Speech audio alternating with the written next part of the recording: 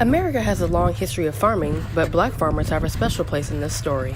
So I grew up with my grandparents, and they'd give you a little spot. This is your to plant whatever you want to plant, which is the stuff that they had. And it was something to see you have your own little garden. And it so happened that when I grew older and had children, they also would have a spot that would be considered their garden. So it's fun. But it's not always so simple. When there's not enough food to go around, farmers often have to step in and fill that void with their fresh produce, especially in minority neighborhoods.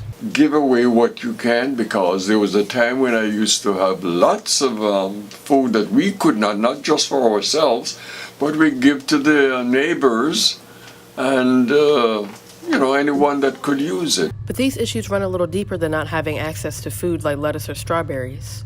Black farmers say they have faced decades-long discrimination from the USDA and those that wanted to maintain the sharecropping system. A lot of the farmers that I hear of that are losing their land, it's like they're being bullied off of their land. But also a lot of their children, grandchildren are interested in farming. So those two things coupled together, it's going to be a decline, and it has been a decline. This has led to a 14 million acre loss for black farmers since the Civil War, according to historians. This is why land ownership is more important than ever. If you don't have land, then you don't really have anything for your family to own, and if you don't have anything for your family to own, then you're not really going to have anything to even build a nation. I mean, land is extremely important. But after a century-long decline, black farming is back on the rise. This is especially important for communities in DC's Wards 7 and 8 that are known food deserts.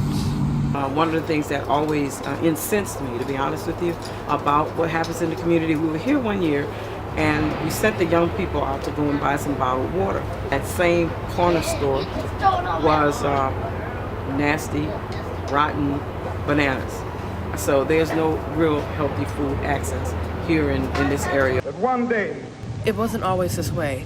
Martin Luther King's assassination in 1968 sparked a 4-day riot where thousands of businesses were set ablaze and rioted in the district. Grocery stores were destroyed and never rebuilt.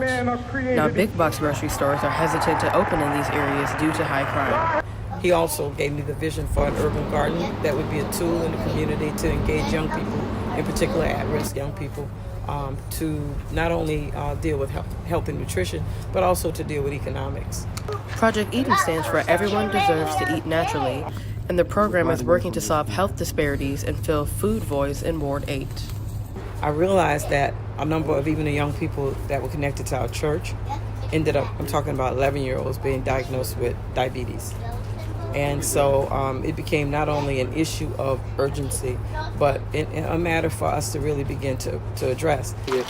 Some believe that exposing children to gardening at a younger age will hopefully keep the momentum going into adulthood. Once they start putting their hands in the dirt and learning how to plant a seed in terms of even the distance and the distance between the seeds, and also just seeing it grow. At 90 years old, Curtis Bennett believes living off the land has proven to be the key to his longevity and encourages others to pursue it.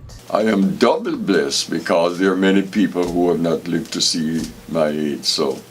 And part of that had to do with the outdoors, working outdoors, farming. For American University, this is Kara Hackett.